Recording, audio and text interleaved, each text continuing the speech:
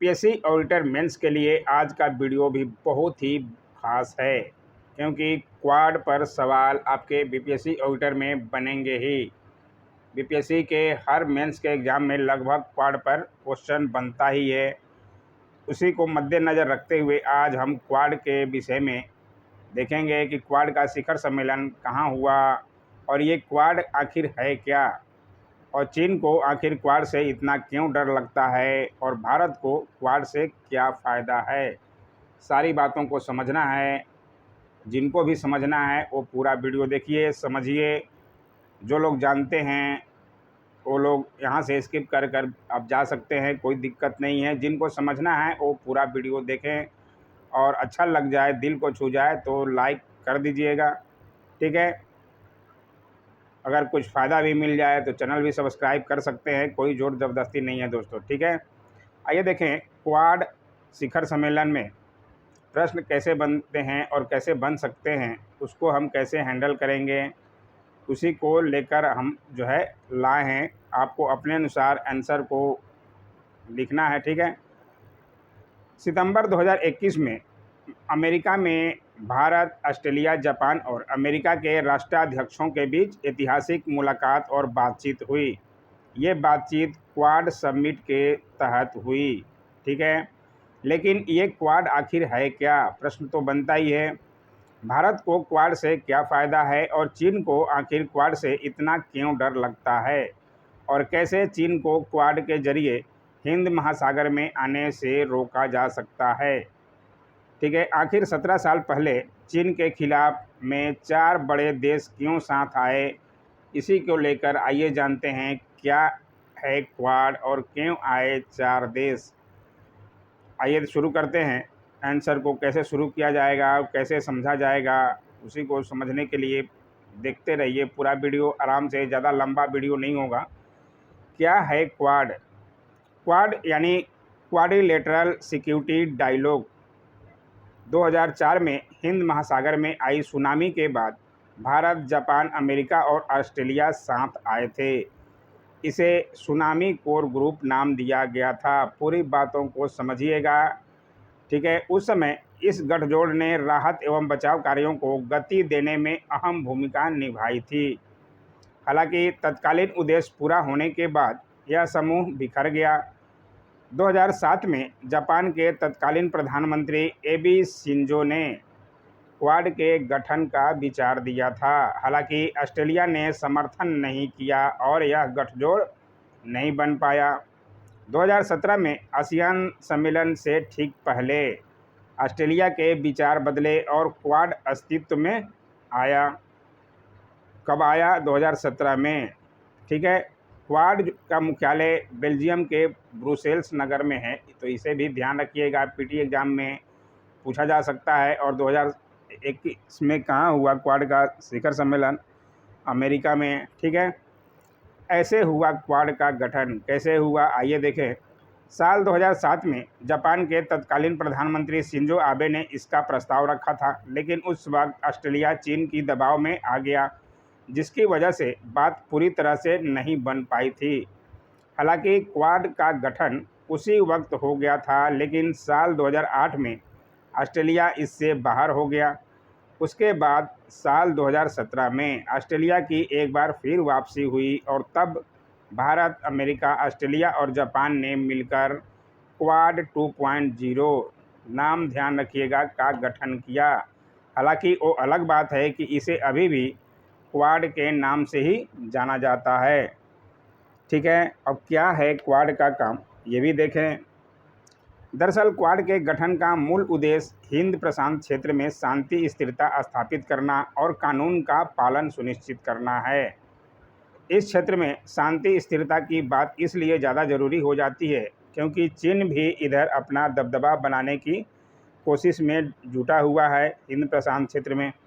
खासकर ये हिंद प्रशांत क्षेत्र की बात करें तो इसमें दुनिया के 38 देश शामिल हैं। सब लोग अपना दबदबा बनाना चाहते हैं, लेकिन क्वाड है चीन से टक्कर लेने के लिए। चीन पर लगाम कैसे लगाया जा सकता है?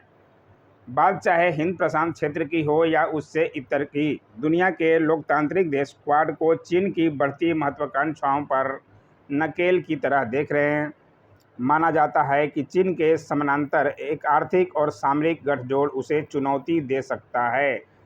अभी क्वाड एक अस्थायी समूह है जिसे आर्थिक और सुरक्षा आधारित अंतर्राष्ट्रीय संगठन के रूप में ढाला जा सकता है।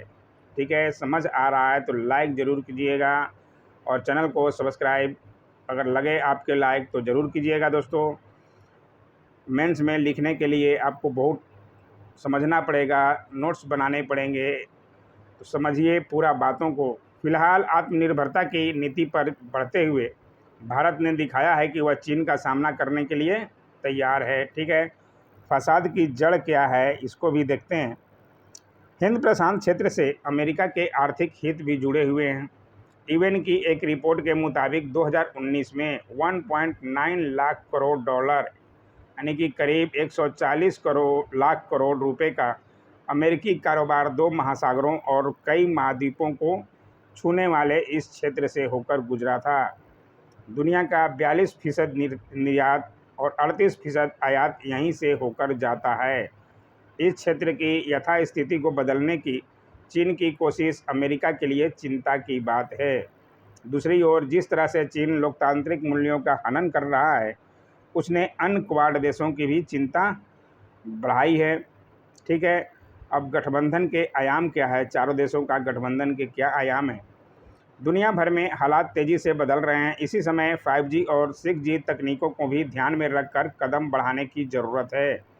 चीन का सामना करना है तो टेक्नोलॉजी के क्षेत्र में उसकी दिग्गज कंपनियों की अनदेखी नहीं की जा सकती। इसी तरह भारत और जापान के बीच का रणनीतिक गठजोड़ दोनों देशों के बीच लिए फ़ायदे का सौदा है। ठीक है, क्वाड देश नौसेना और अन्य मामलों में भी अपनी विशेषज्ञता का भी लाभ ले सकते हैं। इससे दक्षिण चीन सागर क्षेत्र में चीन की गतिविधियों पर नज़र रखी जा सकती है। और साक्षी परेशानी बना चीन, क्या बना चीन। क्वाड के सभी सदस्य देशों के साथ चीन के संबंध तनावपूर्ण हैं।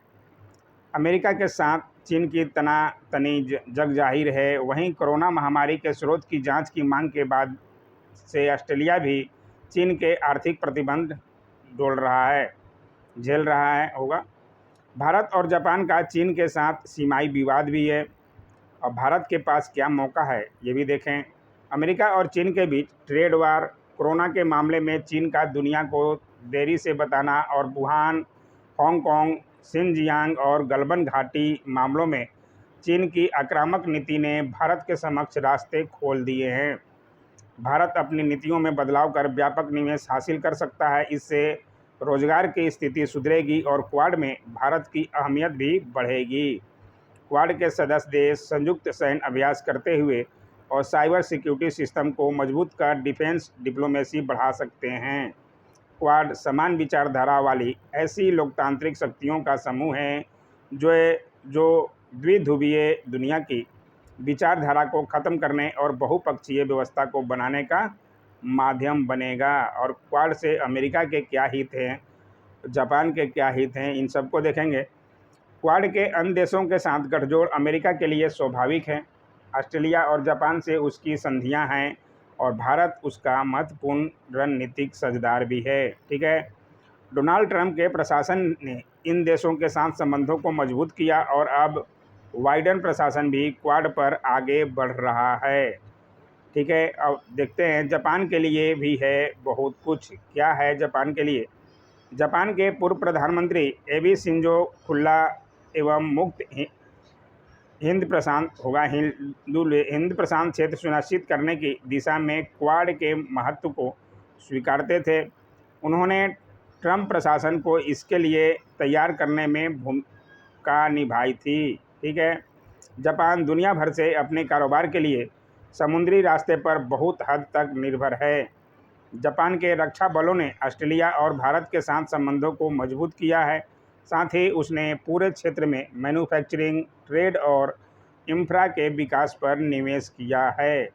इस क्षेत्र में चीन की सक्रियता क्वाड के अन्य सदस्य देशों की ही तरह जापान के लिए भी चिंता का कारण है। जापान इस क्षेत्र में चीन की आर्थिक गतिविधियों पर भी नज़र रखे हुए हैं। चीन के बढ़ती दखल को रोकने के लिए वह दक्षिण पूर्व एशिया के देशों को सहयोग और कारोबार का नया विकल्प देना चाहता है। ठीक है, तो ये रहा वीडियो। आप अपने अनुसार कुछ और लिखिए, प्रश्न में जो पूछा जाए उसी के बारे में लिखना है दोस्तों। यहाँ तो बता दिया गया क्वाड के बारे में, और क्वाड में चारों देश का क्या फ़ायदा है उसके बारे में बताया गया है। प्रश्न में आपको क्या पूछेगा, आप पिछले साल के प्रश्न भी देख सकते हैं, उसके अनुसार लिखना है। ठीक है, समझ आया तो लाइक ज़रूर किया कीजिए, और जो लोग नए हैं चैनल को सब्सक्राइब जरूर कर सकते हैं। Don't forget to like, share, comment and subscribe my YouTube channel. Thanks for watching my YouTube channel.